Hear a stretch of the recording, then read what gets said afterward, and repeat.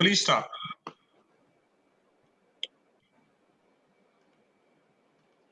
Please start. Greetings, everyone. It is well said. A smile is a universal welcome. So, with a smile, I, on the behalf of KMV, take this opportunity to offer the most hospitable welcome I can to all present on day 5 of International Conclave on Global Perspectives on Education in COVID-19 times, organized by Kanya Mahavidyalaya, the Autonomous and Heritage Institution. I take honor to welcome our speaker of the day, Dr. Naima. I extend a warm welcome to our Madam Principal, Professor Dr. Atima Sharma Dwivedi. As the saying goes, great things happen when there is a gathering of great minds. So what better gathering than this, and what better time than now? I extend a very warm welcome to all the eminent scholars and researchers who have joined us today from across the globe. Now, we will begin with our traditional and the most auspicious lamp lighting ceremony. With the lighting of lamp, we wish and hope that the Almighty's divine grace is spread all over your lives.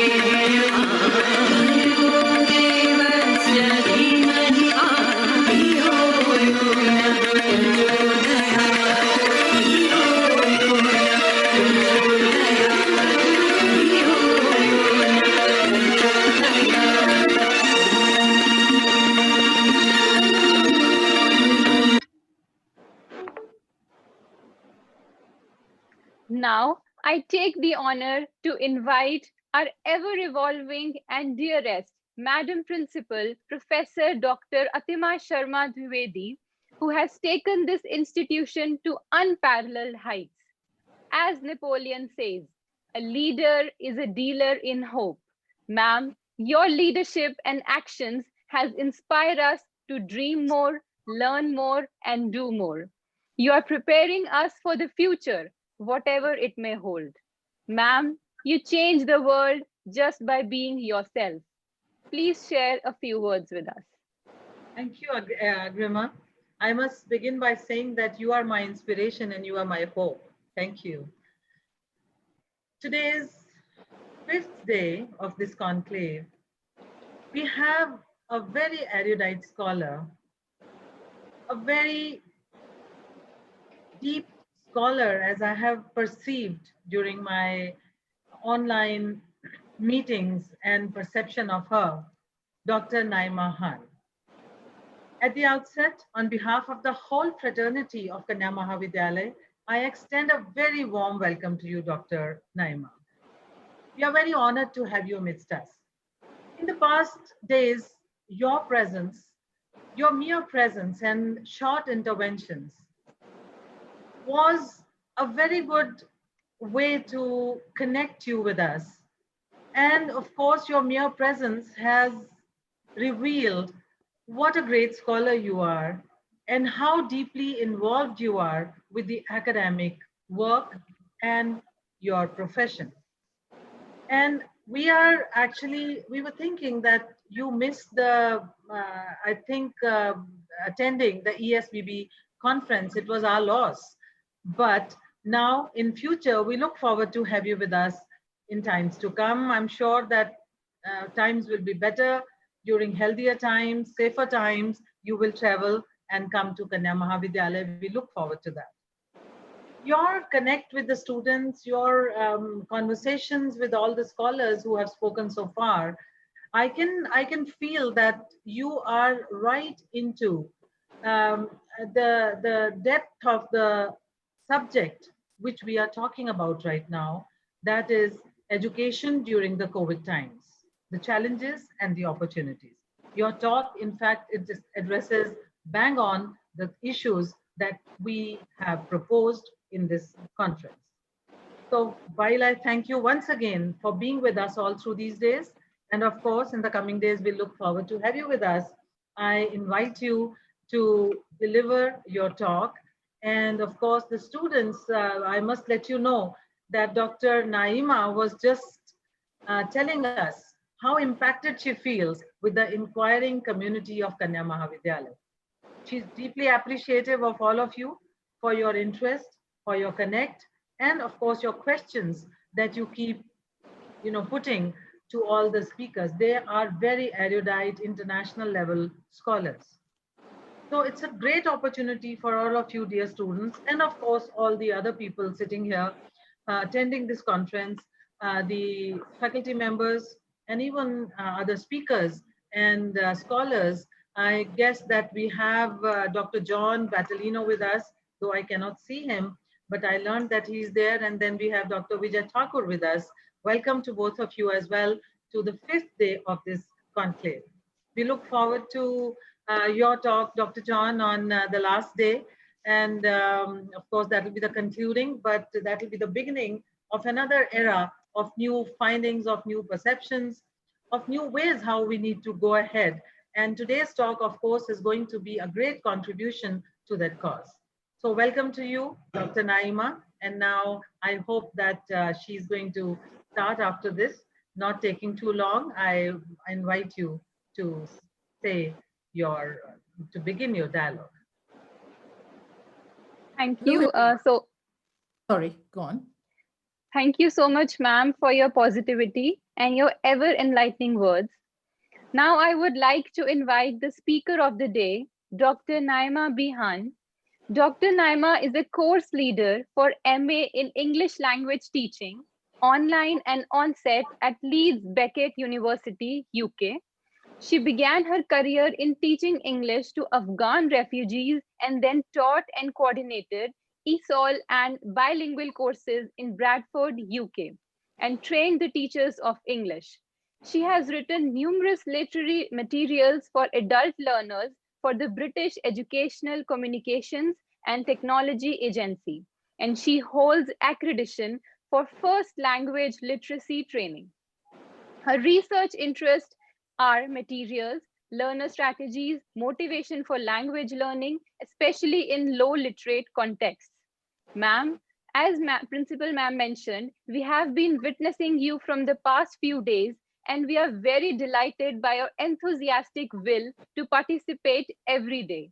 We have got some insight in your positivist approach towards everything, and we can't wait to have an entire session by you. Dr. Naima, who has covered a distance of around 5,000 miles from UK to India to be with here today, virtual distance, I mean. Dr. Naima, over to you. Hello, everybody. Thank you for such a warm and uplifting welcome. It's just lovely to be back here again at this college after my virtual talk at the last ASBB conference. I would personally like to thank Professor Athima Sharma, Dr. Gopi Sharma, and you, Agrima, and Dr. Aurora for inviting me, making me feel so welcome, and also the community of scholars. It's lovely to see some familiar faces, some new faces. Can I check if people can hear me? Will I speak up a bit more? Yes, ma'am. Yes. Perfect. Okay, it's okay, great. So I'm going to start sharing my screen in a moment and share, the topic. And so I'll share what I know. So just to give a bit of background, because in Zoom, there is a few minutes time lag. usually before the screen and the PowerPoint starts appearing. So as Grima, you said, I've been running an online MA for about 10 years now, and I train teachers of English. And as part of the MA, we also run a multimedia module. So in some ways, we were prepared for this pandemic and going online. And even then, I think you'll all be pleased to hear that it was still a shock, because we did not expect to go online overnight. And that was the difficult thing. And students enrolled on our on-site MA did not expect for the last 4 weeks to happen online. So it was just as difficult for us.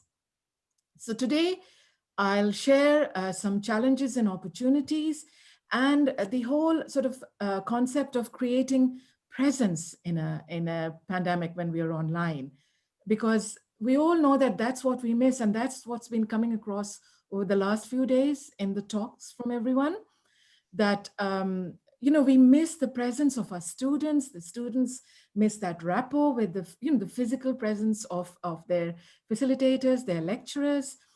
But first of all, in this online session, I would like to make sure that everybody is comfortable. So wherever you are sitting, make sure that you've got a cushion underneath you, or a pillow, or fold up a blanket or something, put that underneath you. Make sure your back is resting against something. And then hopefully, I plan to talk in 3 or 4 sections. And so between sections, we'll have a little 2-minute break for you to do something different and to get some input from you as well. Okay, so let's go. So in the chat box, I would like everybody to type 3 words. So where are you sitting? That's 1 word. And what can you see from your window? Okay. So I hope people can still hear me. I could see a raised hand. Just, somebody shout at me if you can't hear me. Okay. So I'm not going to mark that, but I'm just going to be silent for a few seconds to let you do that. And then, so if I look away from the screen, I have my mobile here to time myself. Okay, so I'm still with you, even if I look away for a few seconds. So the third task is to write 3 things you want to know from today's session. Okay, so I'm going to be silent for a few seconds.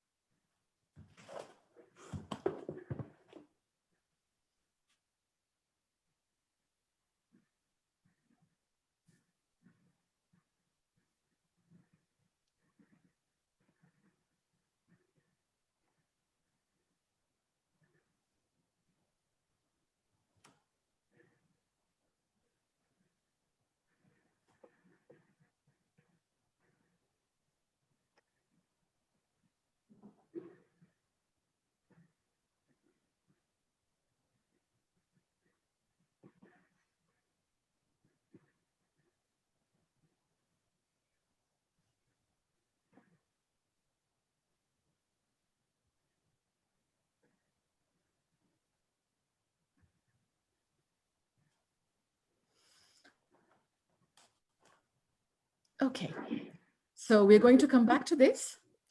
But for now, let's just remind ourselves where we are now. So there is a lockdown. And before the internet, as a parent and an educator, I made use of the internet, but it was sort of very purposeful, very functional.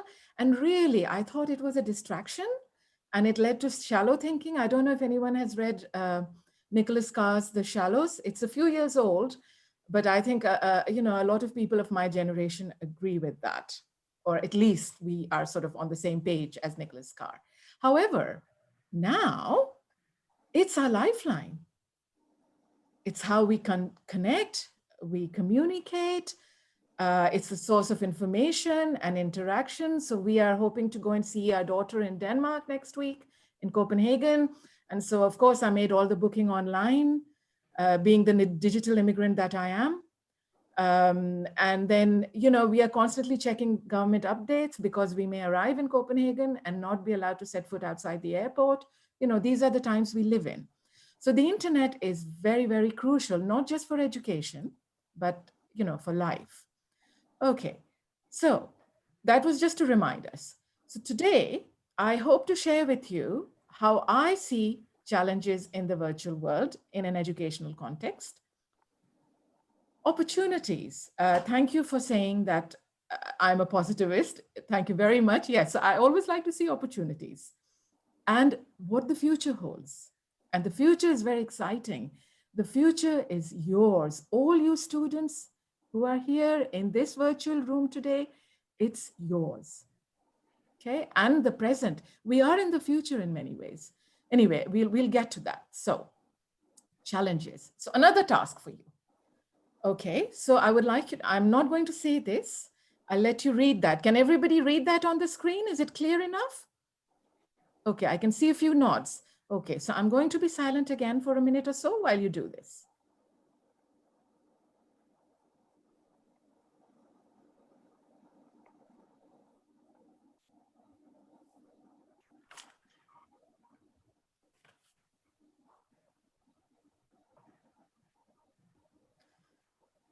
Oh, and wonderful facilitators. If I start running out of time, just stop me, please. Put up a big red banner or something.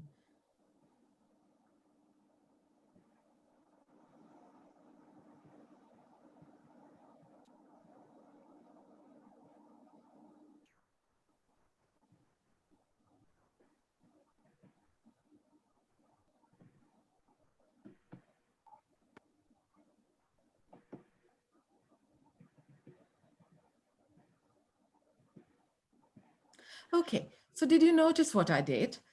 I gave a task and hopefully I gave you enough time to do that.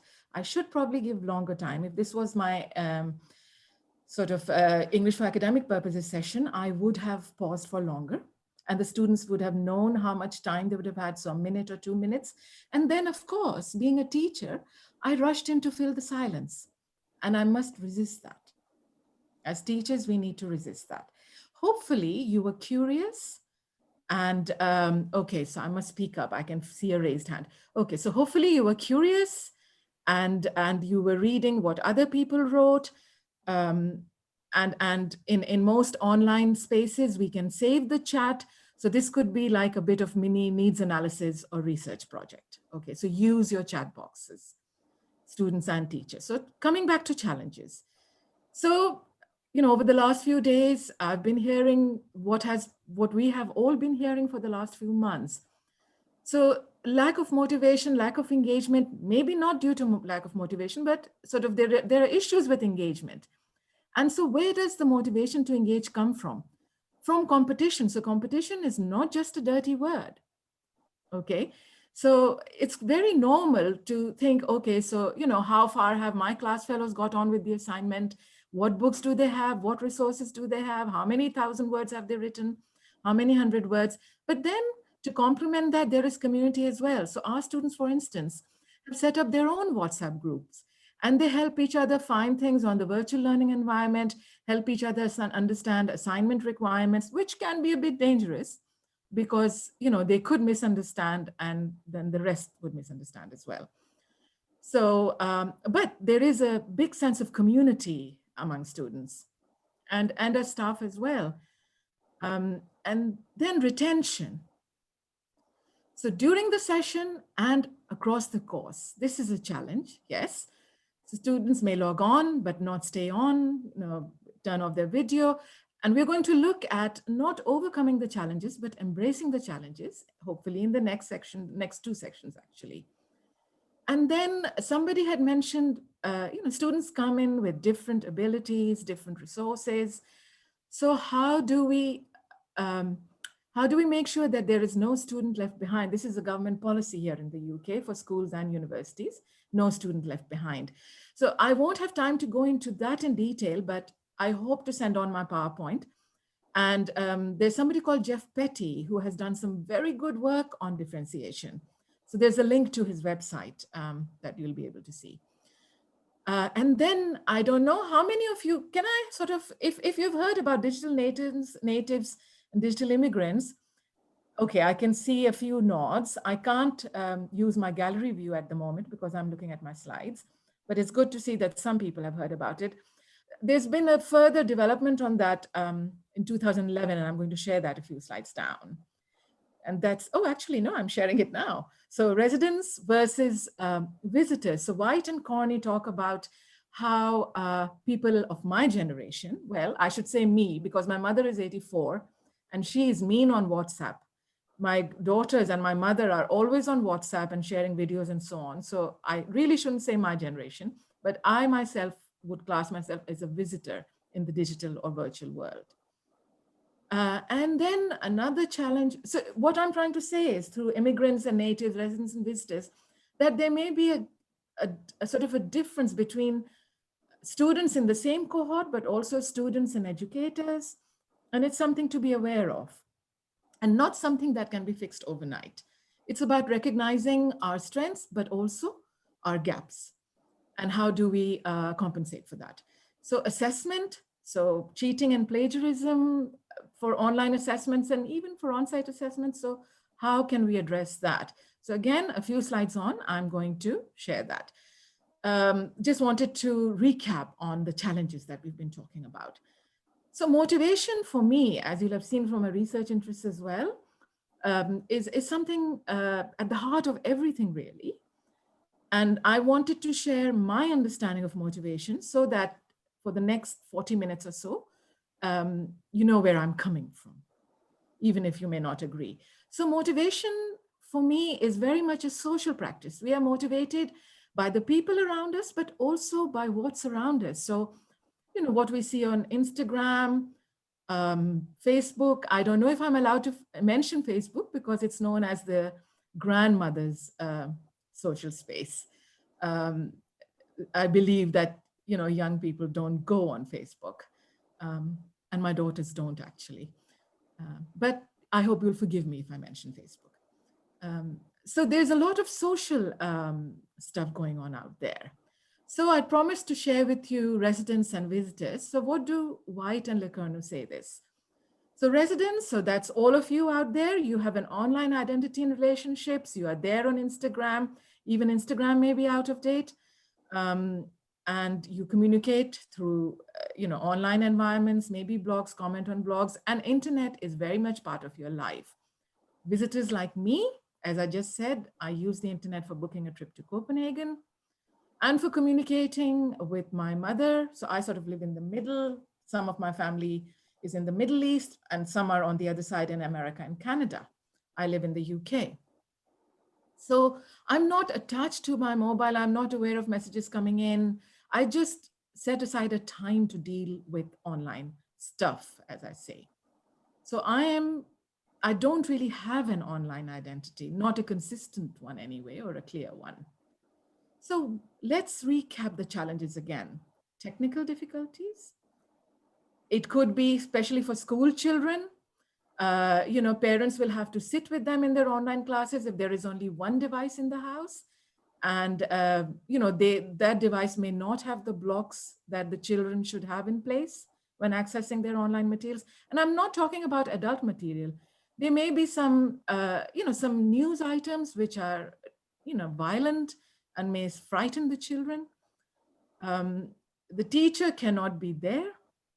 The teacher is a geographical distance away.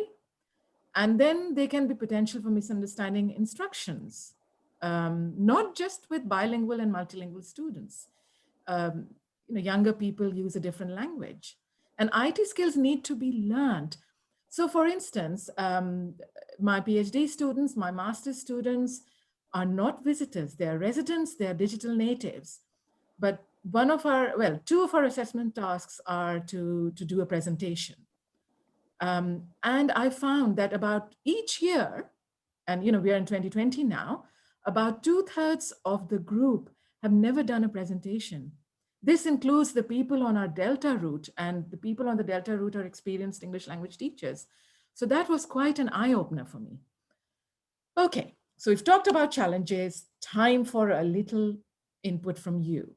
So I hope you can see the screen, and this time I have upped the game. You'll be writing 5 words.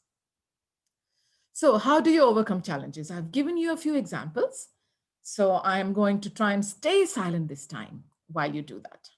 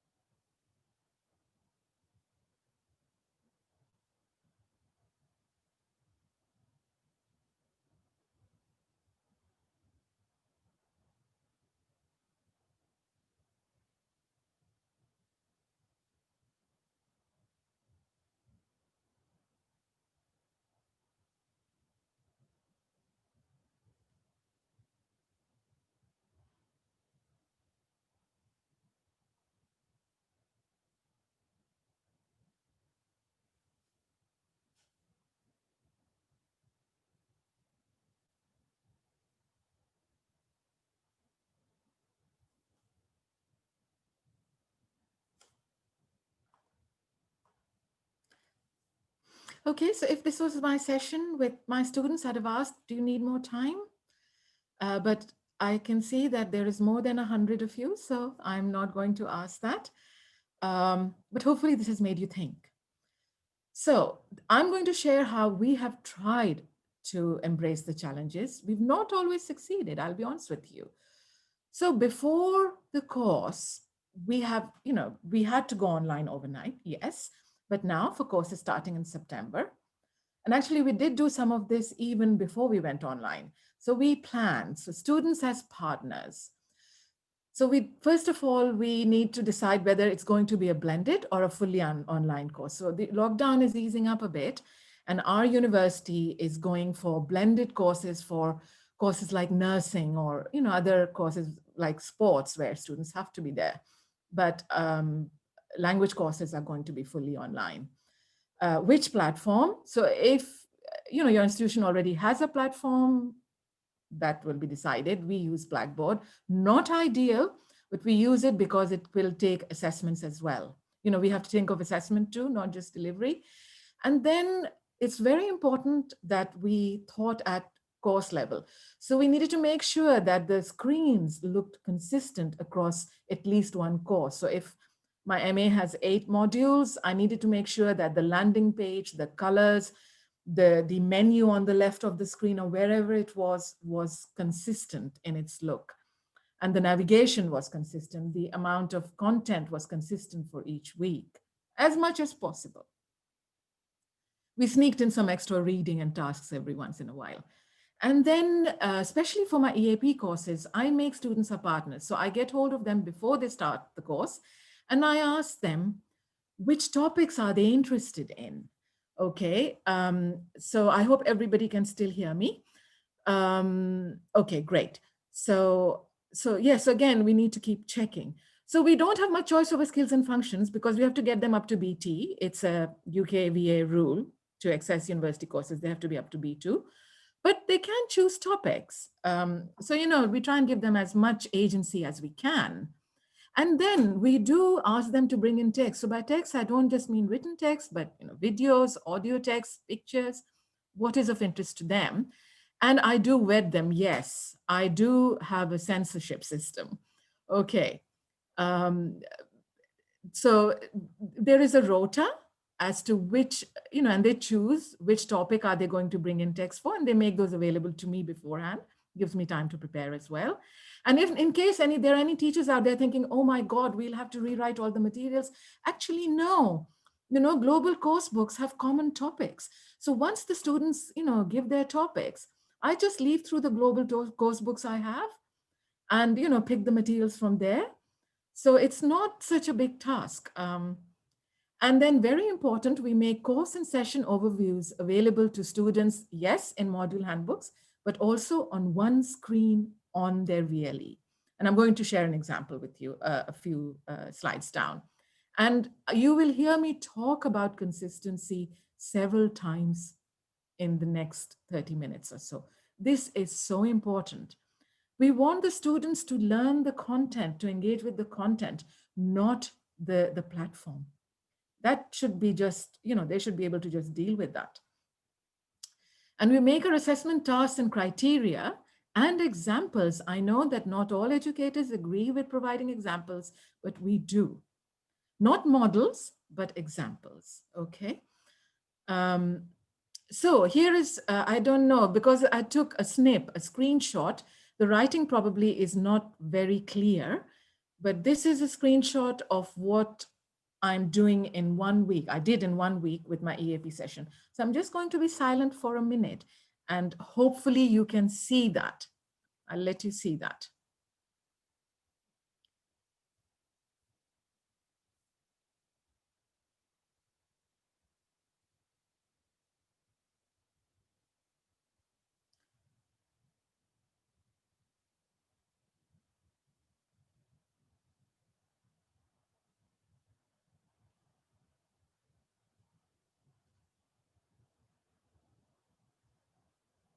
So you can see that, there is some navigation in there as well. I'm sending them to other places, but also one of my considerations was that I usually get group 1. I must have the reputation of being a kind and forgiving teacher. So I always get group 1.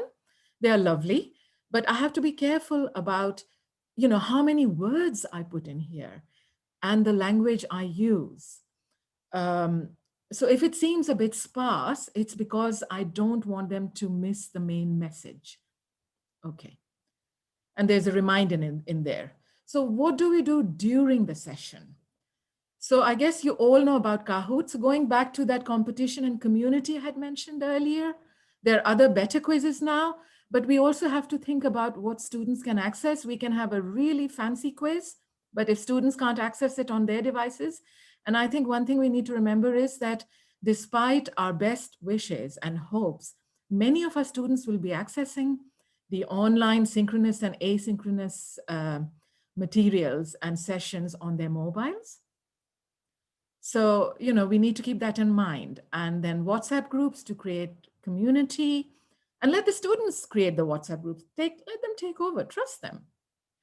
And synchronous and asynchronous. Now I can sort of hear these big thought bubbles going up above all the teachers' heads saying, what? This is double the work. Not if you do it at the same time. So, when you prepare like you would have prepared your synchronous. Synchronous means at the same time. So we are in a synchronous session right now. So just, keep that, just be a bit more mindful of the instructions, how often you repeat it. And, just put that with a bit of an introduction on your VLE. If you don't have a VLE, just make one. Google has lots of free spaces. Build up the assessment. This will help avoid plagiarism and cheating. So we have a system for qualitative assessments of people putting in drafts, discussing their ideas before they start on the assessment. We put them in tutorial groups. And we have a visible timeline for assignments. So what are we expecting as a draft at what point in the module in a 12-week semester? And what feedback, what is the type of feedback they're going to get? No mark. The mark is on the final piece of work. And then reminders. So our VLE does set up automatic reminders, but that can backfire because of extra COVID extensions. Students have had reminders when they've had, when they already had an extension, and I've had these frantic emails. So, that can happen too. So end of course and after. So first of all, we provide more than one opportunity to submit, but there is a penalty. So if students can't submit to the original deadline, and we make this clear, this is clear in our handbooks and our course books, we have a student contract. So they know that if they submit 5 minutes after the deadline, they are going to lose 5% of the marks. And they're going to lose 5% every working day, so not a Saturday or Sunday. And after 10 working days, a mark of 0 is recorded. Okay. And then of course, there's a resit opportunity built into the course, but that mark is capped at 40%. Of course, if they apply for mitigation at the point of submission or even a day or so late, they have the full, and the mitigation is granted, which everybody's getting at the moment because of the situation. Um, they still can get the full possible marks. And all this is stated very clearly in course and handbooks. Okay, then we have a variety of assessments, which actually makes our marking load easier as well. So we get them to do presentations in groups and pairs, and we really prepare them for the professional life. So they can produce a set of, well, 3 hours of English language learning materials for a particular set of learners. And they don't just get away with doing a presentation. They have to give a theoretical rationale as well. They have to do that. And then, of course, they carry out primary and secondary research. You know, we are less bored as well when we are marking. We are not looking at essay after essay.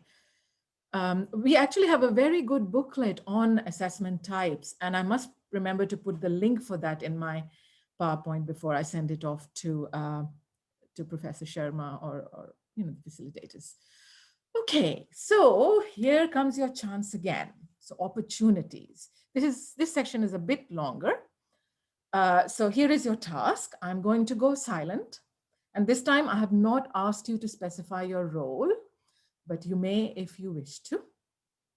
So I'm just going to be silent for a minute.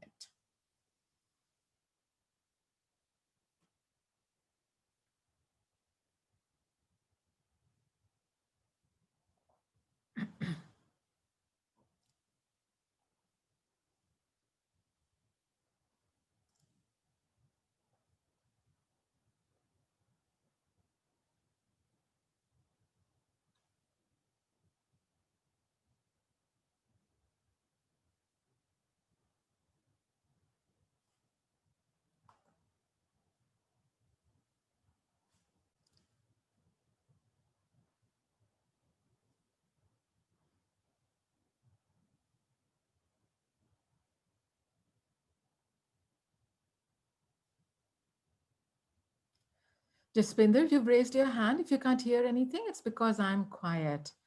There's a task on the screen.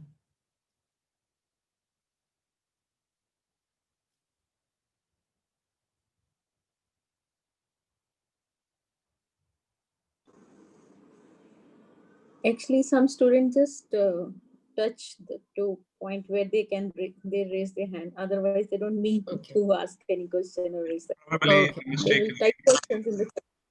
By Thank you. mistake, they touch it. It's to Box. stay in touch. That's all. Thank you. Thank you. I don't have this luxury in my other sessions, you know, when I teach a lovely team of facilitators. Okay. So if you notice, I'm not sort of feeding back on the tasks. You don't have to, you know, sometimes just let them do their thing. So opportunities. So I'm repeating myself. So students as owners of learning and leadership as service. There's some very good research around leadership as service. And I ran out of time to put in the reference for it. I'll make sure and do that before I send off the PowerPoint. So has anybody come across this research? I can't see everybody, but for the people whom I can see. Okay, so maybe not. So how do I see leadership as service? So first of all, teachers are leaders and students are leaders as well. So it's about, you know, giving a steer to the course and the proceedings, but making sure that everything is accessible to everybody. You know, it's about you know, no student left behind, and making sure that things are available in time, in the right format, communication lines are open, and so on. And it's a great opportunity for us now to redesign our courses, and through doing that, redesign learning. Again, there is a lot of good stuff that has been written and shared about that. My reference list slide, you know, has some of those. So I'm not going to go into detail about that. The one thing I would like to share with you about design is empathy. So good design has empathy at its heart, because what is design about? It's about the user. And what is empathy? That we stand in the other person's shoes and we understand how they are going to experience or use something. And really, that's the heart of design. So, it's a great opportunity for us to redesign learning. We didn't look for this, we didn't expect it, but it's an opportunity. So again, that consistency that I have been going on about. And then fostering learner autonomy and independent learning. How? So through setting them tasks before, and I usually set tasks in pairs or groups. Students moan a lot and say, ooh, the other partner is not pulling their weight, but that is exactly what makes the other partner or the rest of the team members pull their weight, because they have peer pressure. So maybe for the first task, they won't, but by the second task, people do get up to speed. They don't care about me or my approval. It's peer approval that people look for. And that is great. That's exactly how I would like it to work. Okay, something else in practical terms we do is we provide an online induction module. So for on-site courses, there is a physical induction. Everybody is together in a room, and we throw a lot of information at them. They remember about 5% of it, and they don't read the module handbooks, et cetera, et cetera. So we have a module. This came from the online MA, and we use it for on-site courses as well, where we have all the key information, useful context, contacts and FAQs. And yes, I do get fewer emails, and that's what the rest of my colleagues say as well. Because our course reps will say, well, have you looked at this on the VLE or that? So that, that has worked. So a course outline to students at the beginning of the course is key. And use the same language. So, whatever sort of weekly titles you've put in, use that same title, do what it says on the can. So think about what you're putting on the can as well, not just what's in the can. Think of the exact wording. And yes, there are times when we have to change a session. So we tell them through the VLE, we announce it in advance, we tell them what the change is, why it's happened, and we try and make some materials available in advance. Okay, so hopefully everybody can still hear me. Am I too loud? Be honest. No, ma'am. Okay. Perfect. Okay, good. I'll carry on. Okay, so yeah, I'm thinking of the time as well. Okay, so for me, there are 3 principles of learning which are equally applicable for online learning. So accessibility. Yes, I'm going to talk about accessibility, but first engagement, because engagement runs through it all. So this was, I'm just racing through because yes, Martin and Dawson came up with this construct, this framework for engagement. So students connect with the teacher as a person. So how do we do that? In the induction module, all of us, the course team and the course administrator, we have a brief video, and you can do that on an MP4 video on your phone now. Technology is so advanced. And you don't have to win an Oscar for it, as somebody once said. So just share a personal anecdote, something about you as a person, and then student connects with what the teacher does. So, make it very clear that they are owners and partners in their learning. So the what comes from them as well. And then how is to do with the values. Again, giving them ownership of the course, making as much available to them as possible, but also giving them control over the content wherever possible. Again, I do a whole session on this on one of my modules, so I won't go into this in depth, but you'll be able to find the publication. But my main question was for our courses beginning in September, not just mine, all of us really in our department, how can we engage students we've never met? And we did have some experience of it from the online MA. But otherwise, for the, for many, and we do have a distance learning unit at our university, which has been absolutely wonderful. But for most of us, my colleagues across the university, we thought, okay, so we went online literally overnight in week 8 in a 12-week semester. So we already had a rapport, a relationship with these groups. They had a rapport and relationship with us, because what is that? It's trust, really. That's what is at the heart of it, trust. That we trust each other. And that empathy. So how can we do that with students we have never met in person? And that takes me back to the title of this talk, presence.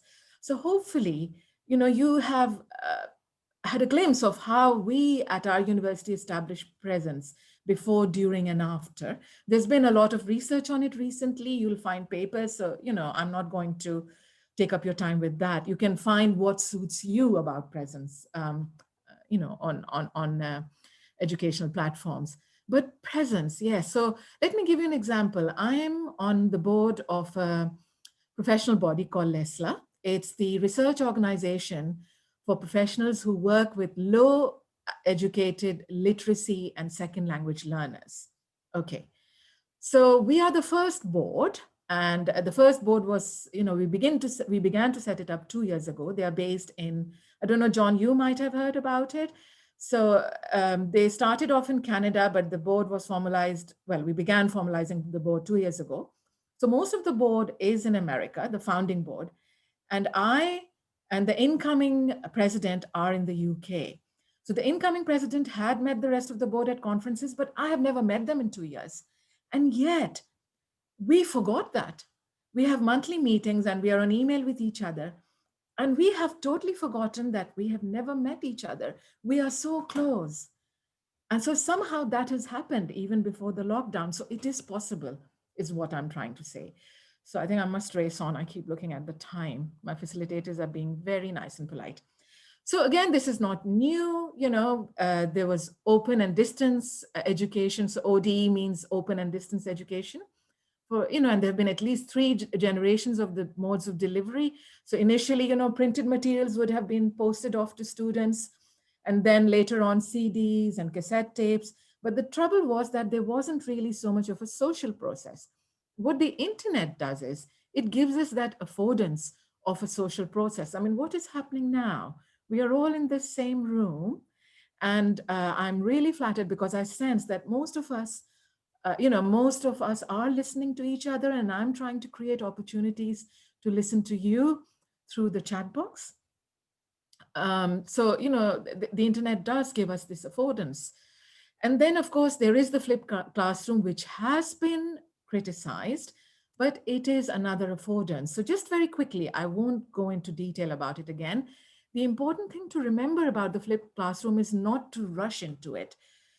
I have used the Bloom's taxonomy to unpack some of the stages, but there are other things out there in educational literature for making, for visibly attaching the flipped classroom to learning. That's what we need to do. We need to visibly attach any model we use to learning. And why use a model or a theoretical framework? So that it can be transferred, so that other colleagues in other parts of the world, other parts of our institution can use it in a knowing way, not just pick something up and try to use it. Okay, so there were some questions around connecting one lesson to the next, and most of us are familiar with this, so I'm sharing what we do in the context of a language classroom. We not just recap, but we recycle. So the same language items from a previous or an earlier lesson, we use it in a new text and a new task and make it visible. Remind the learners, do you remember we did that? And so this is what I want you to do with it today. Make the learning visible. They are thinking, students, all you students are thinking beings, as your questions have showed over the last 2 days. You've been asking very, very focused questions. So interaction, so short task for chat box, pre-session tasks in pairs or groups. So the key is the pair or group. And then time to present in the session. So in a flipped classroom, in the asynchronous session, students sort of talk and present for more than half the session. And it's wonderful because I learn so much. And here I'm going to share a secret. In my multimedia module and in today's session as well, I have drawn a lot on my students' work, not just how I've experienced it, but on their work as well. And repetition, that's very important. So repeat instructions and put that on a slide. So we have 3-hour asynchronous seminars, which can be a killer for our MA sessions. So lots of repetition and breaks. ask them, what are you going to do now? Yeah. And then think ahead to the next stage. So you've asked them to collaborate. So somebody had asked about co-construction and how do we co-construct knowledge and that collaboration. So that's possible on Google Docs. So if we set them a task and they're working on a Google Doc in the session, and I say Google Doc, there is Padlet as well, but a Google Doc is the easiest to access in different parts of the world. Padlet works, sometimes it doesn't. You have to have an account. Everybody can get into a Google Doc. So you can see them constructing their knowledge. It could be a text at B2 level for our EAP students, or it could be our MA students working out the flipped classroom for a CLIL lesson, content and language integrated learning. And then, yes, it's more work, but it's worth it. So on our VLE, we can see engagement. So we get a dashboard to see, how often students have got into the VLE, looked at our materials. And of course, in a synchronous session, we can see from the participant list who is there and who isn't. And so, if somebody's not been there, just drop them a friendly email to say, you were missed. This is what we did today, and this is what we're going to do in the next lesson. Let me know if you need any help. And there is a writing frame on the VLE or whatever. So I'm going to race through the resources because I would really like all of you to think about the future. So time, of course, is the biggest resource. So for my teacher colleagues out there, I would say, Rome wasn't built in a day, neither was Delhi, nor Leeds for that matter, even though it goes back to Roman times. One resource a week, one resource every 2 weeks, share it with colleagues, forgive yourself. And then, of course, there are lots of online platforms, but be consistent. Again, that being consistent. Use one for synchronous sessions like this Zoom session we are in, and one for storing your materials and assessment tasks. So that could be the institutional VLE. There's Google Docs, there is Padlet, Jamboard. So now Google, I would really encourage you to go and look at the free tools that Google provides because Jamboard is in there. WordWall has a free version as well. This is especially for language teachers. And you can create 5 activities for free, or you can pay for an account, which is £4 a month, which can be a lot in other countries. But if your institution can get an account, it's worth it. Okay, so just to recap, opportunity. So it's that staged learning. And so for me, Jilly Salmon, who is probably now at Warwick, so she, for me, is the mother of online education. So she talks about this staging, so access and motivation. So we have that online induction module. We invite students to get in, we share personal stories. They can they can start their own discussion threads, have a real argy-bargy about a particular debate that's going on, like Black Lives Matter or the Me Too movement. And that leads us to online socialization. And it's only at stage 3 that the formal education bit of the module or the course begins. So how long does it take? To get from 1 to 3 can take 3 days, or it can take 3 weeks or a month. We make the online induction module available to students as soon as they have enrolled. So they can get in there and they can play. It also helps them become familiar with our VLE. It's theirs. We, of course, keep an eye, we moderate to make sure that it's all appropriate. But, in my almost 10 years of running an online MA, I have never once come across anything inappropriate on our discussion boards. Never. So, I do trust our students. Okay, so opportunities for students. So again, students had asked, this was one of their questions. So here I'm going to share indirectly my favorite paper, which was published in 1975. I was 14 then, so I clearly didn't read it then, but it was by Joanne Rubin, and she wrote about the good, the good learner, the good language learner. And I have just used, and she listed 7 qualities. And of course, others like Neyman et al. And so on used it as well. So I have used it again and again, that concept of being a good tutor, a good learner, a good manager.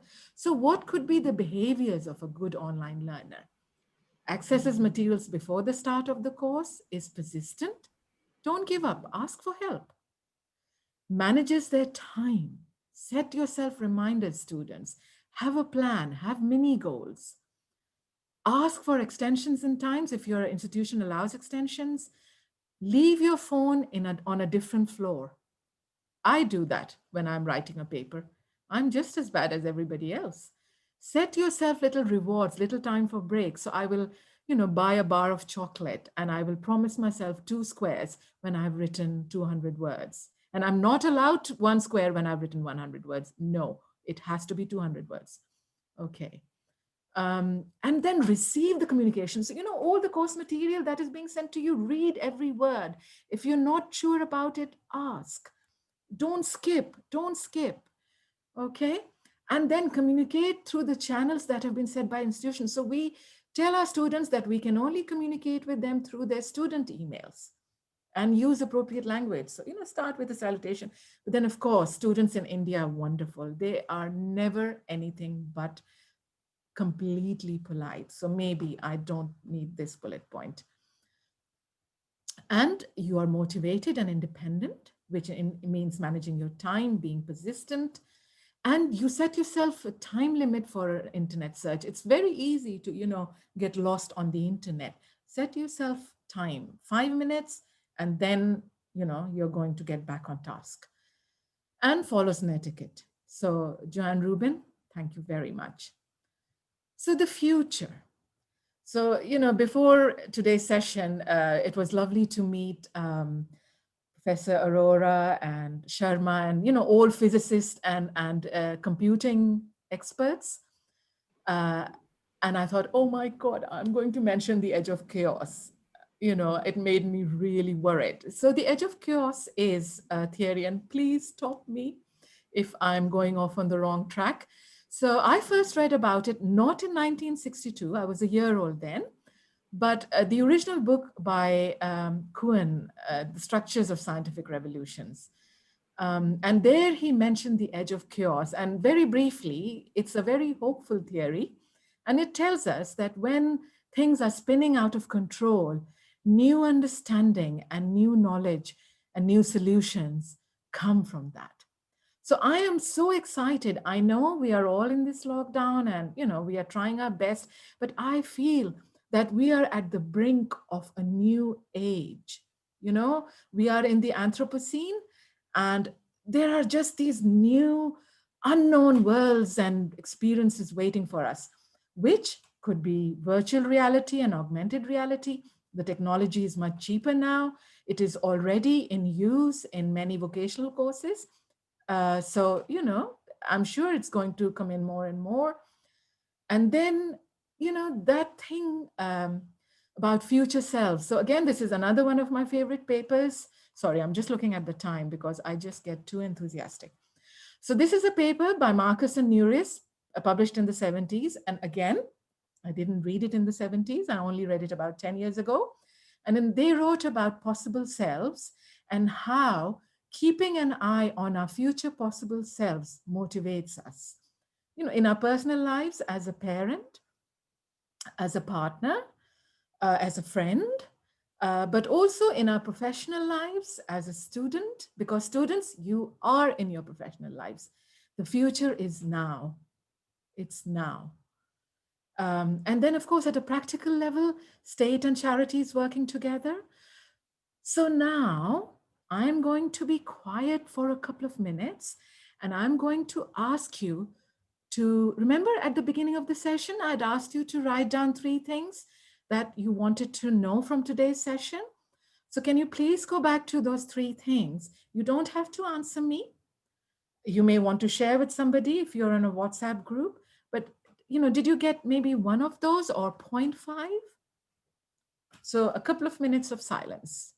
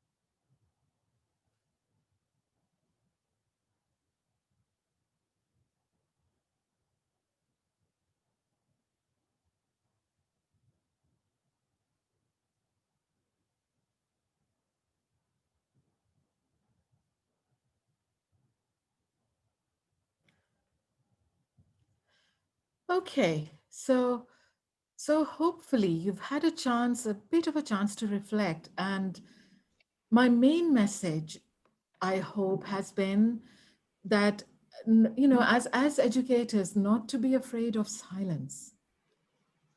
We can throw a lot of stuff at people attending, and it's important to build in some time for silence and thinking.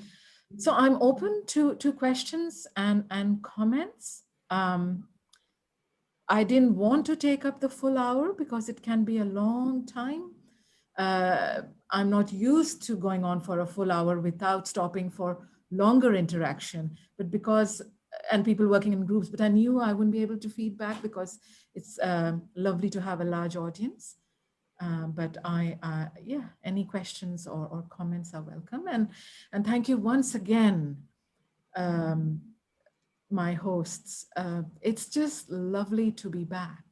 Just lovely. I don't want to add to that. Just, I hope you can feel it. Thank you so much, Dr. Han. This was absolutely hands-on. It was like a workshop for everyone. And you made us reflect on so many things, and especially the compassion factor, the connect factor that you have brought out in everything, in designing and execution of the whole process. It's very, very amazingly connected with what was the core of this conclave. So Thank you. we're very, very grateful to you for making us reflect, think, and get reassured what we are doing right, and work upon what is not being done in this perspective. Thank you so much. We have a question from Nirvi. Nirvi, over to Nirvi, please. Good evening, everyone. Thank you, ma'am, for this interactive and incredible session. Ma'am, my name is Nirvi Sharma, and I've opted for BA English Honours, which I'm pursuing from KMB Jalandhar. My question is that when we do anything online, we suffer from distractions. While attending lectures online, we tend to multitask, chat with friends, check messages, and surf the web. So, how can we change these mindsets? Okay, yes. Actually, this is a key to everything. So if you're accessing your learning materials on your mobile, I have just muted my WhatsApp because I'm doing a training session for Indonesia at 6:30 in the morning on Sunday. I hope I get some sympathy and compassion for that. I love working with Indonesian teachers. And I know that, they'll be sort of updating me with things. So, but I've muted my WhatsApp. So if you can do that.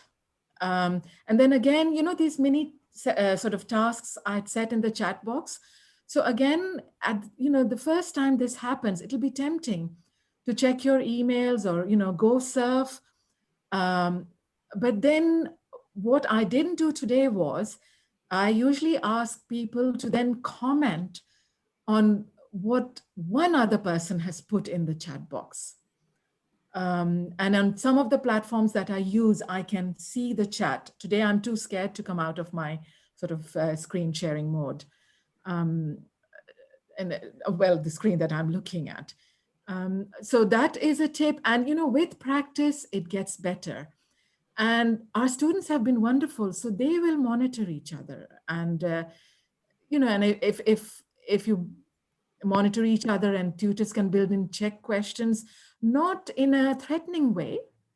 It's also how the learning session is built up. So if each bit of the learning session builds on the previous one, then you'll be less tempted to do that. But I'm afraid, in a nutshell, it is a lot down to self-discipline. So next is Yukta, please. We have a question from Yukta. Yukta. Practice session, I learned a lot about planning and setting new goals. Good evening, everyone. My name is Yukta Meyer from BCA semester 3rd, and I'm pursuing this from KMV College. As there was a sudden shift away from classroom, a little question popped up in my mind. According to you, how much virtual learning should schools and colleges incorporate once the situation grows normal? This is a very good and key question, Yukta. And I can't give a set formula. So usually for blended learning, literature does suggest how much should be synchronous and how much should be asynchronous. But I'm afraid because we are in a pandemic situation, it is down to how much is safe. So I can share what we are doing at our university and what schools are doing. Where compulsory education takes place. So schools have created bubbles of children. So I'm sure that a lot of you will have heard about this. So they have, for example, in a class of 30, they will put children in 3 bubbles. And those children will stay in that bubble throughout the year so that in case there is a breakout, it can be traced. But this means that children attend school for fewer days. So for example, bubble 1 will attend 1.5 days a week and always on the same day and a half, and bubble 2 will do the same and so on. So it's not ideal, but learning needs to be balanced with the health situation. And at the end of the day, if a child is sick or the parents or the carers are sick, nobody can learn. So that is one thing. And then it depends on the course as well. So, as I just said, for our social sciences, we are not going to be on site. Hardly on site, maybe once a month for an academic advisor session in our tutorial groups, just to build that rapport, that trust, because not everybody is able to connect online. By connect, I don't mean the physical connectivity, but emotional connectivity. And it takes time to build that emotional connectivity. For other courses such as nursing and courses which like sports, there are on-site sessions, but again, they are being spread out. So we have moved to a 3-semester system simply so that the physical space is available, and also because teachers, the students are going to be taught in smaller groups. So, something like the bubbles at schools. The session will be repeated maybe 3 or 4 times for each bubble. So I'm sorry, again, I don't have a clear answer, but I've shared a few possibilities.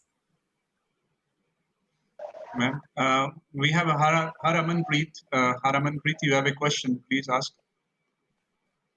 My greetings to everyone present here. I am Haramanpreet Kaur, pursuing BSc Non-Medical at Kanya Mahavidyalaya. I would like to ask that because of current dependency on the internet and its prolonged use, do you think this can give rise to cyber crimes? I missed the first part of your question. I am so sorry. Could you just say that again?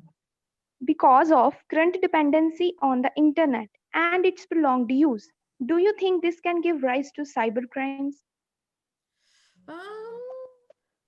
Possibly, but cybercrime was always there. And I think, institutions are very aware of this. And, there are some good procedures in place, and students, so we do an audit with the students, and our students are able to download Word and so on from our university website. So it's a safe version. And then we put all our learning materials and assignments in our university VLE, which is, locked. It's really locked. And again, if your institutions get a paid, version of Google, it is possible. But cybercrime is always present, it's about being aware of it and, following your institution's guidelines and practices to avoid becoming a victim. I hope that helps. We have Daman. Daman, you want to ask? Please. A very good evening, everyone. I'm Damanjeet Kaur, biotech, studying at Kanya Mahavidyalaya, Jalandhar. First of all, thank you so much, ma'am, for such an informative and interactive session. So I have a question. In times of COVID-19, we are physically apart and virtually connected because of the digital transformation. But at times, we feel the loss of physical connectivity. How can we tackle this? Oh, Bhavan, I wish I could give you the answer you want to hear, that we all want to hear. It is difficult. If you are living with other people in the same household, it is a hug every morning or a few times a day. It's time to sit down and talk together, maybe watch something together. But something that, a lot of people have been doing is, again, I give my generation away by mentioning Facebook. So, they've been setting up watch sessions on Facebook, watching something together, or friends have got together and watched the same movie at the same time and, stayed connected on WhatsApp. And if actually, I shouldn't have answered that. I'm sure that all of you have better answers. So can I turn this back to you? What do you think? What could be, a way of simulating physical connectivity? Well, ma'am, according to me, for physical connectivity, we can chat or we can do video calls because we can't meet our friends by going Yes. at their homes. We can use video Yes. call as an alternate. Yes. It's hard. It's hard. Yes. Thank you. Yeah. Thank you. We have Can I intervene, Pradeep, just a moment, if Dr. Yes, Han allows me? Thank you. To address what this child had to say, well, during the lockdown and all these months, we have been doing a lot of community collective exercises. Like, we have a common time for prayers, we have a common time, we have been giving a physical physical fitness challenges like, skipping challenges, or activities like, on one platform on the student groups, like making some kind of charts, or there are competitions of making creative videos on relevant topics. So, and there was a lot of social, responsibility work that the students carried on. So I think when you indulge in meaningful activities, it connects us a lot. And when you do things collectively, if you cannot meet physically, I think to be purposely involved with some activity, which is bringing out good, as you mentioned, empathy and help. So if you are indulging in these kind of activities, it binds us a lot. And it fills up a lot for the physical separation that is forced upon us in the present circumstances. So that was a very successful, exercise that happened. And hopefully, what was her name? I'm sorry, I'm forgetting. I think we should be able to get over this deficit in an effective way, because last 4 months we've been connected with our community in a very effective way. So hopefully in the coming times, things will be better for you. We have Ruchi. Ruchi want to ask a question. Thank you. Ruchi, before I hear your question, may I just add to what Professor Sharma said? Sure. So Professor Sharma, you're so right. This lamp lighting ceremony that you've had at the beginning, ritual that you've had at the beginning of each talk, has made me feel very much at peace and connected, and some time for reflection. So that space is lovely. Thank you. Sorry, next question. Thank you. Yes, Ruchi, please. Hi everyone, my name is Ruchi Malhotra from BCom Honors Semester 5 from Kanya Mahavidyalaya Jalandhar. And my question is, as we have virtual classes now, we deal with screen fatigue as we have to continuously watch the screens of our mobile, which is really tiring and exhausting than face-to-face interaction. So how can we deal with that? Yes, you are so right. You are so right, which is, it's one of the reasons I didn't carry on for the full hour.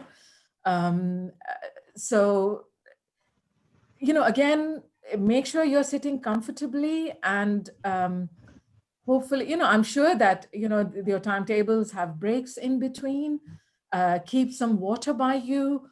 And then, once you are attending a synchronous session with the same lecturer, you'll come to know their pattern, and you will know when, they set at what point will they set their activities and so on. So it's okay to turn off your video, or, negotiate with your lecturer is what I would say, to turn off your video, and for a few seconds, have a bite of something, drop your shoulders. We are not allowed to sort of suggest any particular breathing exercises, but there is a very good, of course, and you have yoga, I mean, the land of yoga. So, a 30-second breathing exercise away from the screen.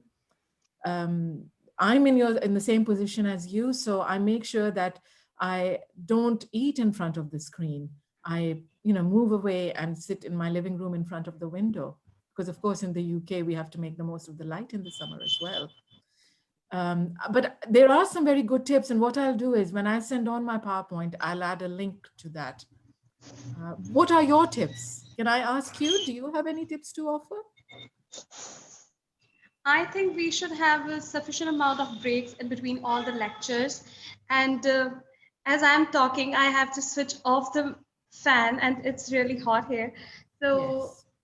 I have to switch, we as a student have to switch off the mics and answer the questions of the teachers when teachers allowed us to. And we have to sit comfortably, as you already said. And I am sitting comfortably and things like that.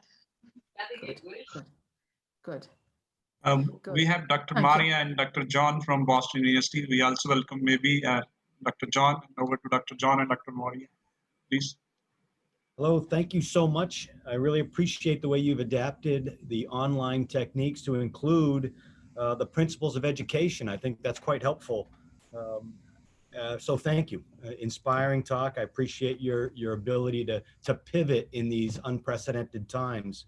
I want to address just a couple of the questions that I thought were quite fascinating. First, the distractions. We are really in this strange place right now where we are distracted all the time. And how do we separate ourselves and be present? Eddie Downs talked about this yesterday. It's fascinating. I thought about it all night after Eddie makes me think every time he speaks. But what can we do in our life to just put our phones down for a minute? We are so accessible 24 hours a day. We're on Facebook, we're on WhatsApp, we're in every single space. How can we detach? And I do believe we need to take some time and build time into our lives to separate from this technology. And that kind of goes back to that screen fatigue question. It's one thing to have screen fatigue and to build in breaks, but if we build in breaks only to pick up another screen, that's not going to help or resolve the problem. We will separate. We're going to separate from Zoom to watch a TV, or separate from Zoom to get on Facebook, and that's not going to help us in any way. So anyway, I appreciate your comments. One quick question for you, if you don't mind, Doctor. Did you have three words? Did you have 3 words today that you aspired some outcome from your session? Because I can tell you my 3 words. My 3 words when I go into any session, I want to come away with a little bit more regarding how I live, how I love, and how I laugh. And for the bit of nugget that you've been able to help me and move me along in my path to learn more about living, loving, and laughing, I appreciate that. But I'm curious, did you have 3 words? Yes. Yes and no. My 3 words would be empathy again, so just really trying to listen. And so I'm talking about 3 words in terms of challenges. So just trying to listen, empathy, and just thinking forward to, to how to address, some of the issues that are coming forward. So I guess it would be empathy, listen, and learn. You gave us more time to think about it, so I really appreciate you. Thank you. Thank you. Thanks. Thank you very much. Wonderful. I think we can take, Dr. Pradeep, we can Maria, take some from the audience also in between. Yes, ma'am. Hi, Dr. Maria, how are you doing? I'm doing very well. I'm sorry I connected a little early. I had some internet issues. Well, we're so delighted to see you. But yes, I couldn't jot down my 3 words, but now I have them. It's partnership, inspiration, and hope. You really gave us hope for the future of whatever the next stage of education will be, because you highlighted the principles that are eternal. Whatever happens to education, it will be a partnership, it will be a hopeful interaction, it will be consistency of goals. So I think we have a bright future, and you managed to really model it for us in your interactive presentation. It was extremely vivid, animated. You were it's as if you were a guest in each of our rooms here. You managed to engage us in everything that you did. And really, you know, even the references came to life because you fleshed them out for us. It was theoretical in the best possible way, but it was also very, very practically oriented. So I'm very grateful for you. It just made my day. Really, thank you so much. I'm very tempted to come up on the same, because when John was mentioning, he was verbalizing his 3 words, I was wondering, can I like discover myself and see what are the 3 words for me? And so I could not actually chance upon the 3 separate words, but I thought that 3 words in a sentence. So I don't know what it, you know, whether it'll make sense to all of you, but it does to me. And those 3 words are make life beautiful. So these are the 3 words in one sentence. So make life beautiful for people who come in my Connect, for my students, for the people, my community, my family, my friends, and probably the whole society, and hopefully the nation.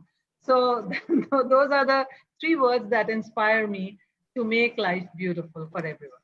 Thank you. If I may add, I really loved your self-reward, the chocolate reward. Yes, yes. So empathy, not just for everybody else, but empathy for our own selves. For ourselves also. That was beautiful. But Maria, I'll share another secret with you. Sometimes my husband gets there first. And because I try not to go to the supermarket more than once in 3 or 4 weeks, you know, and then we're out of chocolate. So, you know, it causes some tension, shall we say. Well, yeah, but here's another word, planning, right? Yes. Which is a big but part he of makes it. very good salad. Design. Yes. Atma, if you don't mind, I can only speak for myself, but I am sure there's many people in this session that would agree. You have made my life beautiful, so thank you so much. Thank you. Thank you, John, and I reciprocate. Thank you so much. You trust this, that's I really mean from the bottom of my heart. Thank you. Thank you. Dr. Gopi. Yeah, we have a questions from the audience, that is Mr. Virinder, that in this pandemic scenario, internet as a technology and as a medium of communication being projected as the only alternative solution for digital inclusion of educational purpose. But socio-economic condition is becoming a barrier of the communication. Kindly suggest some practical solution from your experience. It is in chat box, so if you want to read, you can go there. Okay, there's a lot in the chat box. So I'm, yes. You know, yeah, but so thank you very much for reading it out for me. And you know, I don't have this luxury in my sort of other sort of sessions for our university. Okay, so yes, you know, you've absolutely hit the nail on the head. So some of the solutions that are coming up are, you know, nonprofits and charities getting together with governments and facilitating households. And I hope I am not being non-politically correct, non-PC by saying this. I think here India is at an advantage because they are not, you know, there are fewer one-person households. Please correct me if I'm wrong or if I'm putting my foot in it. Whereas in Europe, and of course not all of Europe is prosperous, there are, you know, there is a fair proportion of one-person households. So if a nonprofit is making a device and internet available per household, you know, it's more expensive if there is only one person in that household. Whereas if a household has more than one person, it's a good use of government resources or, you know, that charity's resources to make a device available. But I'm going to do my usual thing, and I'm going to, if the student is, if the person who asked the question is available and can put on their mic, what do they think is the solution? in that case, we have to unmute the person who has asked Okay. the question. Okay. So I don't know, Dr. Pradeep, can we do? It's Mr. Vrinder. Can you search the audience? Also, Mr. Varinder Singh Chima, yes, sir. Can I request the audience to kindly raise your hands, please? Yeah. Also, Mr. Vijay Singh from IGNO, he has written many times that he wants to ask a question. Mr. Vijay Singh, Sure. I just request the audience to kindly raise your hand so we may unmute you, please. So it's easy for Dr. Pradeep to identify. Yes. Anybody, please. In the meanwhile, yeah, sure. We have some questions from the students. Aparna Sharma, that is online mode we can effectively understand takes some number of courses as offline mode, as more information can be accessed in the online mode. This is a very sort of interesting point. I forgot to mention this. So yes, online courses do increase access in the sense that, you know, people who have caring responsibilities or find it physically difficult to get to a geographical site can access courses. In terms of more, you know, it depends on the learner. So we often find that our online MA students put in richer, well, let me put it differently. So more of our online students will put in richer assignments than our on-site students. So, you know, UK Masters are 1 year. So it's quite a tight time schedule to deliver a level 7 course in 1 year with 180 credits. And our on-site students work very, very hard. But with our online students who are doing the online MA, they do 1 module per semester because most of them are working, which is why they are doing the MA online. And so they have more time to read and reflect. So I'm not sure about more information, but certainly, you know, accessing materials online is an opportunity for deeper understanding. I'm not sure if that makes sense. Okay. Thank you. We have a question from Girija Suri. Over to Girija Suri, please. Yeah, that's better. Please take her. Good evening. Yes, please. Am I audible? Yeah, yes. Please. Thank you, Professor Han, for such an insightful session. Ma'am, you mentioned that we are at the brink of a new era, an Anthropocene, right? And I am actually intrigued by this swamping of the digital world, and which has led me to think whether, you know, traditional classroom and pedagogy is now irrevocably altered, you know, and what are the possibilities for us in the future as educators and as students? It's a very broad question, sorry, but just if you could point out. It's a good question. I wouldn't expect any less from students at this college, you know, having experienced the last few days. So yes, you're not alone in thinking this, whether synchronous, on-site, you know, geographically on-site learning sessions are going to be changed irrevocably. Probably they are going to be richer in case, you know, in the sense that there will be opportunities to access learning in more than one way. So for instance, just before we officially went into lockdown, one of my MA students is expecting a baby. So she's actually due to give birth any day now. And so she was worried about coming on site because, you know, by that time, you know, everybody knew there was a pandemic going on. It's just that universities and our UK government hadn't decided whether we were going to go into lockdown. So she and then another student who has a young child asked if they could join the session, the on-site session, but offline. So of course I said yes. You know, one year is a very short time. We want to make the learning available to everybody. And the interaction that happens in the classroom. But of course, secretly, I was quite worried. So I don't know if, you know, if you've heard about this, you know, this analogy where we say that, you know, most of us are like swans. So we appear very calm and collected above the water, you know, gliding. But below the water, we are all paddling furiously thinking, oh, so, you know, my brain was churning. So anyway, you know, they joined the session online. Luckily, we were in a computer lab. They joined the session through my teacher's desktop computer, and I was able to project the screen so the rest of the class could see them. And I forgot, and the rest of the students forgot. It was a 3-hour seminar. It was a multimedia module session. And about 20 minutes of the session, we forgot they weren't physically there, to the extent that a student had brought in some cakes and, said, oh, Nadia, would you like some? And we said, Nadia is on the screen.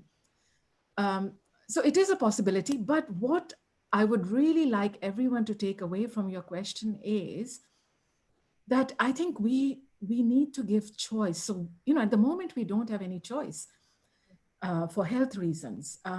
But once, the pandemic is over, and let's hope it's over soon, there's a vaccine and, whatever else, people need to have choice. Online learning is not for everybody, and on-site physical geographical presence is not for everybody as well. I have discovered that in my sort of almost 40 years of teaching. So it's about choice, really. So what do you think?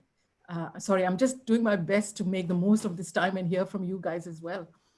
What do you think? I think you're very correct in pointing out, because issues of access today are very important. And yes, as you mentioned, both online as well as on-site modes, will have their pros and cons for both the students, faculty, and everybody. Yeah. So I think we need to keep in mind the accessibility factor for all the stakeholders. And therein, this blended model, I think, suits the best. Well, hopefully, yes. And even within that, there needs to be choice. I'm one for choice always. Absolutely. But yeah. So we have Dr. Vijay from IGNOU. Yes, please. Ma'am, good evening, ma'am. Your presentation is excellent and very informative. And really, it gives me a lot of pleasure to enjoy your lecture. But one question is in mind: when we are conducting the online classes, we are facing a lot of difficulties and challenges. There are 3 types of students we are facing. One is intelligent; they are easily they can capture, and moderate student and slow learner. And can you explain what kind of tips is required for you can say for meeting the needs of the slow learners? Because slow learners, we have to also think about the slow learners, as they are the part of the educational system. We cannot deprive them, we cannot neglect them. At the same time, we have to think about them. What is your opinion about the slow learners? How to give them better chance or better scope so that they can keep up, or they can cope up with the intelligent student, and they can develop or they can mingle with the educated society? Well, I mean, education and speed of learning are such relative terms, really. So, everybody learns differently and at different times. So a student may, may be more visible, I'll say, in a particular session because of the topic or the activity, or simply because they've had the chance to look at the materials beforehand on the VLE. So, I wouldn't say that, a student will be the same throughout the semester. In terms of how to meet the needs of students who approach learning in different ways, who are able to learn in different ways, I would say, make the materials available in advance as much as possible. Think about the density and length of texts and, the interaction times. Have variety. So I know I talk about consistency a lot, but there needs to be sort of unity and diversity, so to speak. So have a variety of activities and task types, because there's a difference between task and activity. But anyway, we don't have time to go into that now. So have a variety, but then be consistent in that variety across your semester, across a particular module or unit, whatever you call it in your institution. And students' time. Some students take, in a 12-week semester, it will be 6 weeks sometimes before a student is fully on board with what is expected of the module.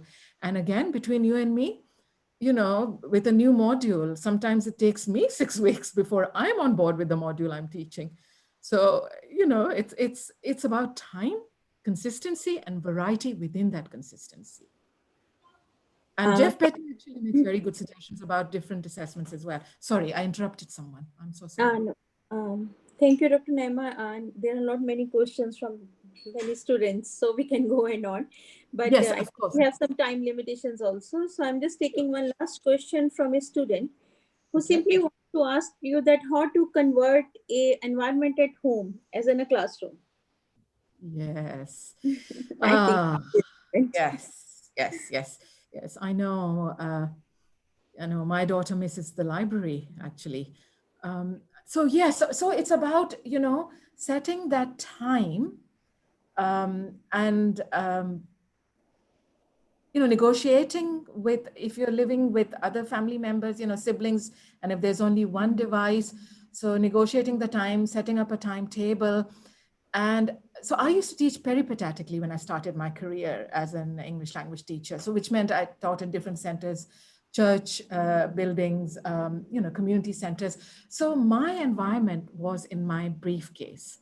So for each center, I had a separate bag, and all the course materials and student work and so on was in that bag. So if you can't set aside a physical corner, I would suggest have a separate folder for each subject. You know, a bag, you have wonderful cloth bags in India.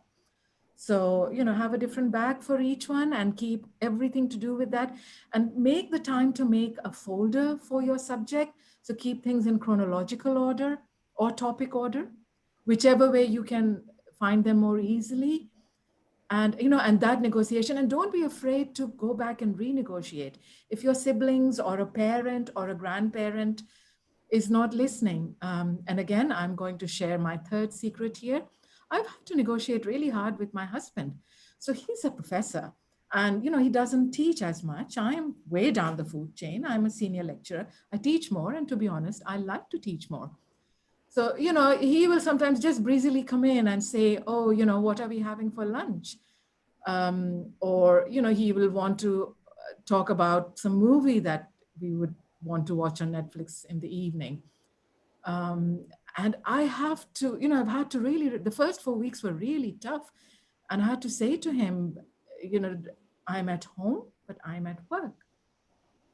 So don't be afraid to, you know, it's that behavior of an online learner, be persistent. I'm not sure if that answered the question, but hopefully it gave a few tips. Yes, it perfectly answered the question. I got a right side madam in the chat box. Hey, thank you. Okay, so we have Dr. Bijay Singh with us. So, sir, anything you would like to comment, or otherwise? Sure.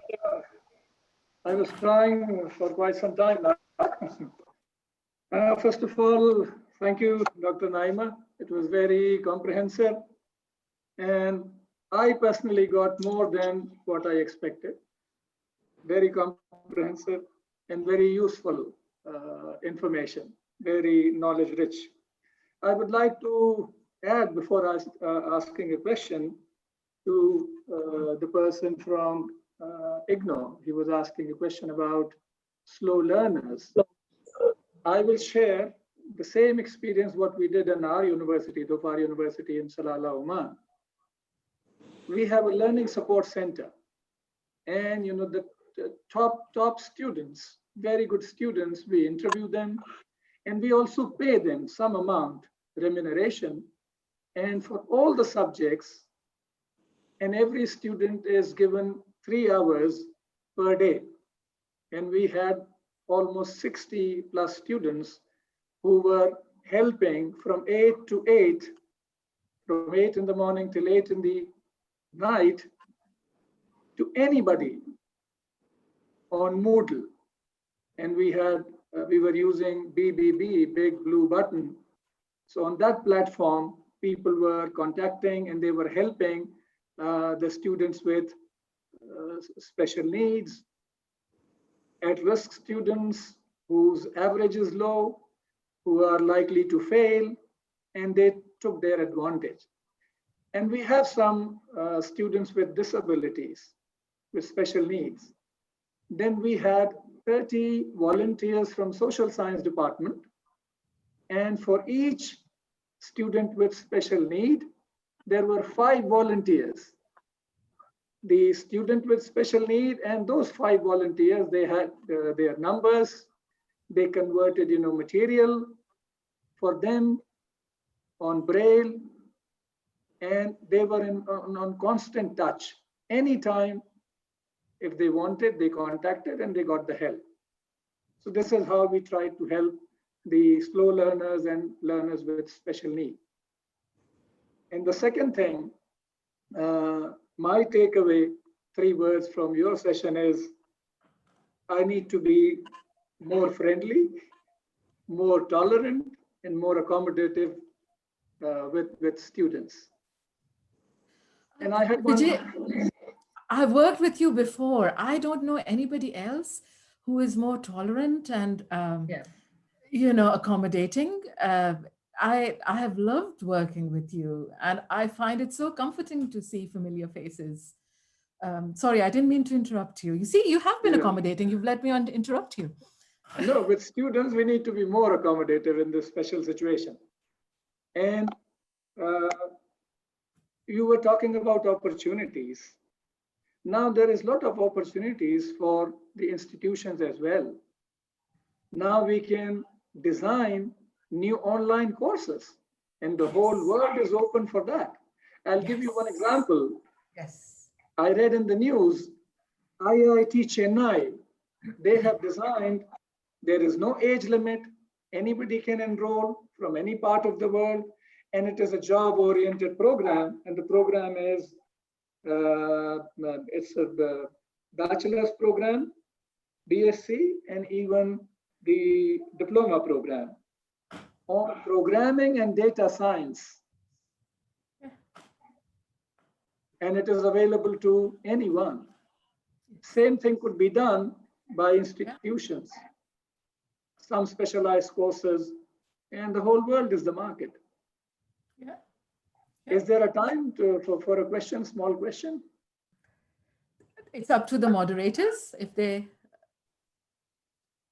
Actually, I think we can ask Principal Ma'am because it's already 6:46. No, this is a very engrossing, a very informative discussion. If there are any more people who have some very relevant questions or comments, you're welcome to do that. I mean, we are just enjoying it. So Dr. Vijay has a question, he says. Just one question. We face this, and I know, sure, others will also be facing this. We have assignments. You also talked about assignments and project reports on your modules. There are ghost writers who are helping students. Everybody is submitting beautiful, good quality assignment. Yes. How to control that? Yes. The academic integrity, how to check on that? Yes. I'm actually sit on our department. I am the academic integrity lead for our department, and at our university, we have done a lot of work on that. So I'll be honest with you, Vijay, it's difficult to close the stable gate once the horse has bolted. But to prevent that, we have a drafting system for any essay type assignments. So we begin with sort of an annotated bibliography, and even before that, we get the students to do presentations, just literally 5-minute presentations, which are not assessed, in which they list 4 or 5 sources for their topic and tell us a little bit about it. Then the next day, so this is around week 5 or so, between week 5 and week 7. And yes, in week 5, they don't always turn up for the presentation. And so, their peers reassured them, but also embarrassed them. It's a bit of both. And by week 7, everybody's done a presentation. And we give them feedback on the spot. And then the next stage is they put in an annotated bibliography, which is 10% of the mark. And then after that, we have a system of tutors feeding back on 2 drafts before they submit the final one. There is a very clear timeline. And so we feed back in writing, but also we have tutorials. So we did those online. we use Sky for Business. So it's an environment like this one that we are in now. So I know it sounds like a lot of work, but it maintains the integrity of our qualifications. And then, of course, you know, yeah, Turnitin is no good here. But because we have previous samples of students' work, and then, of course, we have university level, so this is the support we give students, but then at the censure end of things, there is a University Academic Integrity Board, and students do get called up to that. And, you know, they have to defend their assignment if the quality of writing is dramatically different to their previous, you know, drafts. Thank you. May I just say what Dr. Vijay was saying about the opportunities? We have a practical experience in, you know, creating these opportunities for, you know, people across the communities, not only in India, but even people sitting abroad during this COVID difficult times when, you know, it was hard for everyone to cope with the situation, to offer these programs free of any cost and have the hobby classes, or, you know, they were like, a fortnight or a month-long programs that we offered in various disciplines. There was like dancing classes, there were singing classes, there were nutrition, you know, things which were relevant during that time. And even the, you know, the languages proficiency. And then there were other relevant, I'm like in one go, I'm forgetting all those programs, but we had such a huge response to that. And they were very successful. We had to stop, you know, the enrollments because we couldn't handle those big groups. So these are the opportunities that we can explore, design new programs. You're right that, you know, you don't have to really include them in the degree programs, but people can be proficient, people can be more skillful, and you can create opportunities for the institution as well as for the, you know, our communities. And I think it's the institutions that we hold a very, you know, serious responsibility as the lighthouses of the society. Yes. And I think we are kind of citadels of culture, of, you know, our responsibility to hold people together and in spirit as well as in, you know, all the activities of humanity during these difficult times. So I think online opportunities are as many as you can think of, as much time you have, and as creative as you can go. So that is why, you know, when we designed this conclave, I especially use this word opportunities. In fact, there's a word that we have used even beyond this. We took out a small news line of our social responsibility work and community work that we carried out in the past 4 months. And that has been, you know, given the title, Turning Challenges into Strengths. Yes. So these opportunities are in fact our strengths. That's how I look at that. Yeah. Because humanity is like, you know, God has given us such strengths within that we have to explore. We have to just give ourselves a go-ahead, you know, positivity, and we can do a lot. So on that positive note, I think I must thank Dr. Naima for a very, very thought-provoking session. I think we will continue to think, we'll continue to create more opportunities, as you rightly said, and we may be on the brink of a new era, as you rightly pointed out, but I'm sure this is going to be an overflow of human compassion, and new designs will have a lot of connectivity, a lot of consideration for others. This is one message I think that the COVID times have given to us, that we are one humanity. I keep repeating this, that we are like one big family. Wherever we are sharing it pronounces more than ever that our problems, our lifestyles, our, you know, everything we share. And so we must proceed towards peace, prosperity, love. And, you know, as you all said, that love is the most important thing. And thank you so much, Dr. Naima, for bringing all these valuable things into today's discussion, making us think. And I hope that I'm very positive. I'm grateful to you that we are able to think that we should become better educators, better people, to create a better life for everyone. Thank you so much. And back to the organizers, probably they have something to say. Thank you so much, Dr. Naima, for such an engrossing and an engaging session. Moving forward, it is a matter of immense pride for us that KMV has the distinction of being the first college in the area which has been granted Kaushal Kendra under UGC. The college has been running 7 skill development BVOC programs and 3 MVOC programs very successfully. We at KMV believe in skill development and job acquired skill enhancement. So here presenting a glimpse of the skill development programs running at KMV.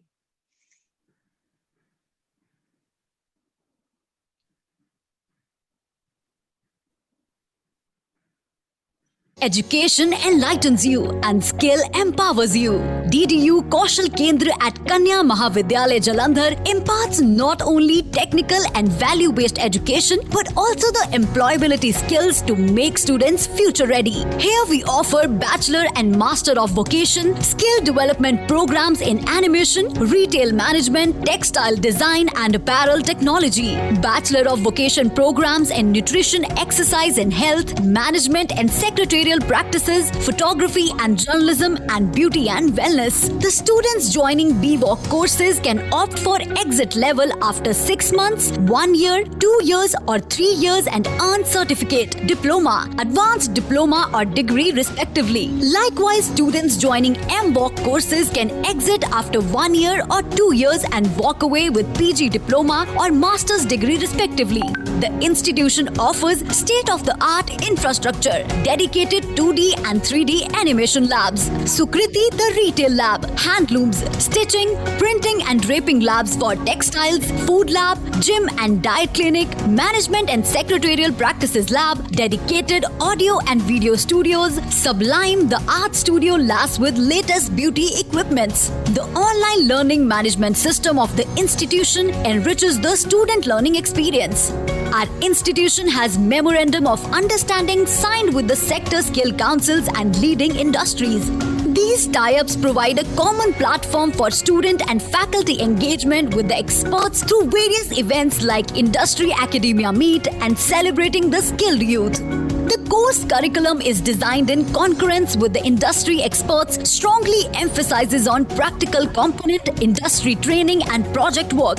The students here get ample opportunities to refine their craft while participating in various intra and inter-college competitions, workshops by the experts, industry visits and internships which form mandatory component of the coursework. As students develop their skills, they have the option to earn while learn. Our students are well placed in renowned national and international companies and have also started their own entrepreneurial ventures. If you are career oriented and driven by passion, we are here to give it the right direction. Join KMV and get trained by the best in the field. For more information, visit www.kmvjalandhar.ac.in or contact on the given phone numbers. Thank you for watching.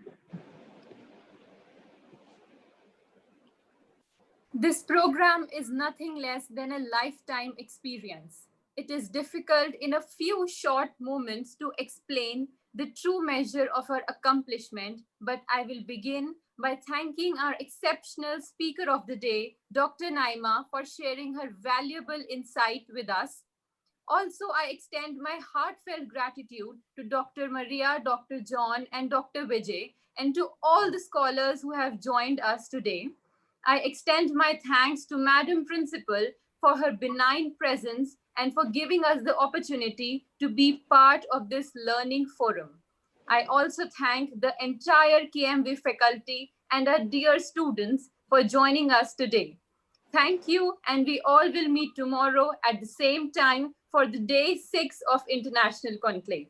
Thank you so much. Thank you, everyone. Have a very good day, all of you. And here in India, we will have a good evening. Thank you, Dr. Naima, once again, and see you tomorrow, everyone.